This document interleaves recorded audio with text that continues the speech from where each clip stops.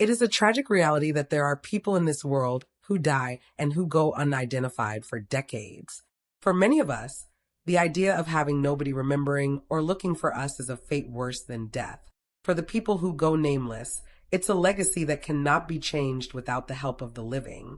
In criminal cases, unidentified bodies go by the stand-in names of Jane or John Doe. In today's video, we'll be exploring 3 Jane and John Doe cases from the United. The Burton John Doe. On March 26, 1971, Special PC David Nathan was on his way to go out shooting when he made the gruesome discovery of a man's body. He stumbled over what he thought was a bag of cement, but after he looked, he realized it was, in fact, a corpse. Located on a river island in the village of Winchell near Burton-upon-Trent. The body was dubbed as Fred the Head by locals. The man had been buried in a kneeling position, his hands and ankles bound, and he was naked, but for a pair of socks on his feet that were pinkish beige in color with mustard-colored heels and toes. John Doe wore a lady's 9-carat gold wedding ring on his right ring finger, which was found to have been manufactured in 1967 to 1968 by Henry Scholl Limited. This is perhaps one of the only true clues authorities have in John's case, but unfortunately, it has not narrowed down his possible identity any further. John Doe's body was in a severe state of decomposition. It's unclear when exactly John is estimated to have perished. Some sources believe it was several years, but more recently, the UK Missing Persons Bureau claimed he'd been buried for around 9 to 12 months. The Burton John Doe is estimated to have been between the ages of 24 to 36 and had short brown hair that was no longer than 3 inches in length. He had undergone extensive dental work, and most notably his lower jaw jutted out, and he was a sufferer of torticollis, a condition that meant his head would have leant to the right. Many hoped that these distinguishing features would have finally brought John Doe's true name to light, but this has not been the case. The closest authorities got to identifying John was in 2017, when police thought that perhaps John was a missing milkman named John Henry Jones, who disappeared in November of 1970. However, once the family came forward following a Crime Watch appeal, it was found that John Doe had no relation to John Henry Jones. A court reporter turned author, Michael Posner, proposed in his book, Fred the Head and Other Unsolved Mysteries, that John Doe was a missing father of 3 named Michael Edge. He went missing from Watford around the same time that Burton John Doe was discovered. It's unknown if police have considered this lead. It's widely believed by authorities that whoever dumped John Doe's body likely knew the area very well. Back in 1971, the area had only 2 routes into it. One entrance was across a gated and locked bridge, and the other was across Burton Bridge. But to get there in the first place, the killer would need to have followed a rough track and gone through fields. Given that neither path was well known, it seems likely that someone local was the perpetrator. Unfortunately, that is all available information on the Burton John Doe. He continues to remain unidentified, and his killer has escaped justice for almost 50 years. The Sutton Bank Body. August 28, 1981 was no ordinary day for police in North Yorkshire. On this morning, they received a phone call from an anonymous person described as being a well-spoken man and who gave chilling information about a dead body near Scorton Moor House. The man refused to identify himself for, quote, national security reasons. But nonetheless, police took his tip on board and headed out to scour an area of the North York Moors National Park in search for the body he had described. It didn't take long for authorities to make the grisly discovery. A female body was lying in the bushes near a country road around Sutton Bank. She was badly decomposed and located in a picnic area of the park that was regularly visited by couples and shooting parties. Police got their first clue when they discovered 3 sets of fresh tracks near to the body. It's suspected that someone had recently found or had been searching for the body, possibly the anonymous man on the other end of the phone line earlier that day. Beneath the body was a yogurt lid with an expiry date reading 1979. This indicated to police that perhaps Jane Doe had been lying there for 2 years.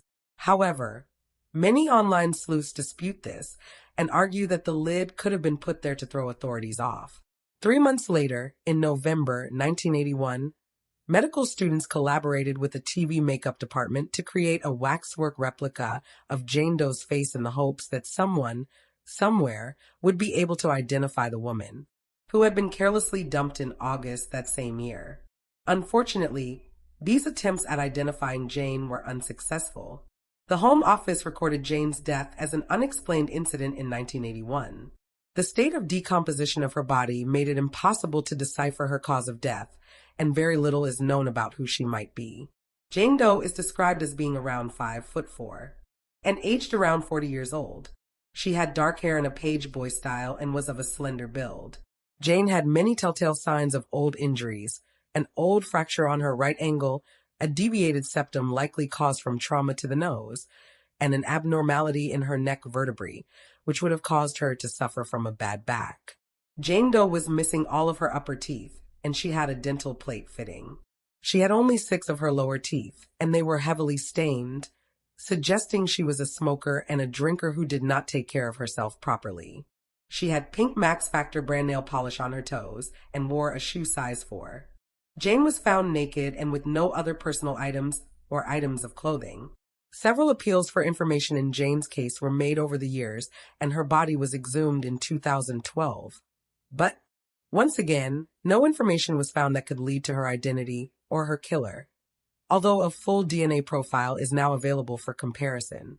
Theories on what happened to Jane Doe, or who she is, range from Jane being an escaped prisoner from the nearby Arkham Grange, or that she was a missing secretary from Hull, or a butcher's wife who vanished when she went to buy a new car. These 3 theories have all since been disproven. However, many believe that the anonymous caller who led police to the body was somehow involved in the murder. However, there is no evidence that he is connected, and this theory is simply online speculation.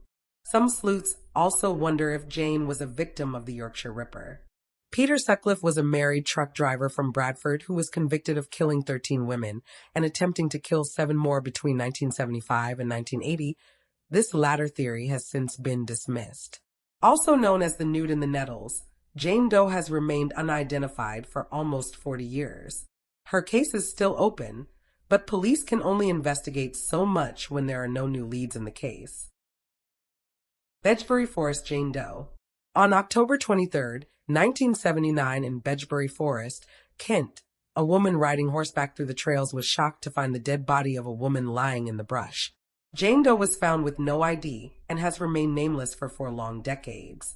Jane was found wearing black shoes, a black polo neck jumper, a yellow blouse, and a homemade black and white floral dress made from furniture fabric.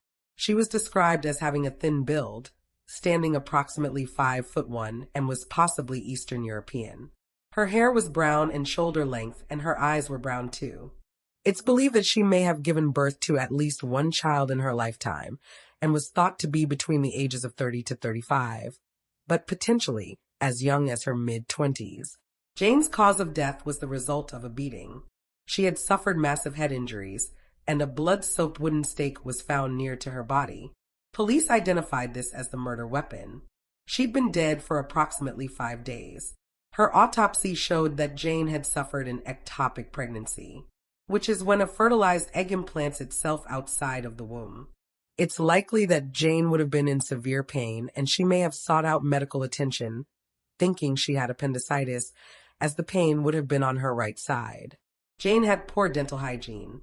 Her molars were worn down and her wisdom teeth were present. Her teeth had visibly decayed, although there was no signs that she was a smoker. Authorities suspect that Jane Doe was a hitchhiker with no permanent address who started out in North England. Many wonder if she was perhaps a sex worker who worked out of the Spitalfields markets. An appeal was made for information on Jane's identity and killer via BBC's Crime Watch, once in 1984 and once again in 1999. The main lead in Jane Doe's case was her homemade unique dress. The 1984 Crime Watch appeal asked for the dressmaker to come forward. The dress had been altered twice, once to the hem and once again to the chest area. In 1999, when the show appealed for information once again, it was announced that the dressmaker had come forward and said that the dress had been given to a charity shop in Worcestershire. Crime Watch presenters asked for the dress alterer to step forward, but nobody ever did. Jane Doe's case was closed at some point, but reopened again in 1998. A lorry driver named Harry Pinnells was charged with the murder in 2000, when he was 75 years old. Flecks of blood and flakes of hair were found in the cab of Harry's lorry and in his sleeping bag.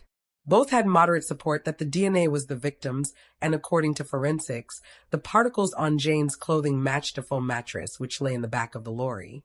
The trial lasted 4 weeks, and the prosecution presented the theory that Harry, who was 54 years old at the time, had picked up Jane Doe while she was hitchhiking before beating her to death with the wooden stake found next to her body in Bedbury Forest. While Harry admitted to picking up a woman matching her description, he claimed that he dropped her off in South London on October 20th and denied any accusation of murder. Harry's defense produced a witness who saw a similar-looking woman to Jane Doe in the forest on October 21st, the day after the CPS said that the murder took place. In the end, the jury found Harry Pinnell not guilty. Outside of this trial, possible theories on what may have happened to Jane Doe are endless. It's possible she was murdered due to her pregnancy. Perhaps she was killed by an abusive partner or had engaged in an affair. Of course, if Jane really was a sex worker, this opens up the possibilities even more. Unfortunately, without an ID, it seems likely that Jane's case will never see a resolution. And there you have the facts. Please leave a comment with your own theories and speculations, and remember to like this video and subscribe to support the channel. Thank you for watching. Stay alert, stay safe, and I'll see you next time.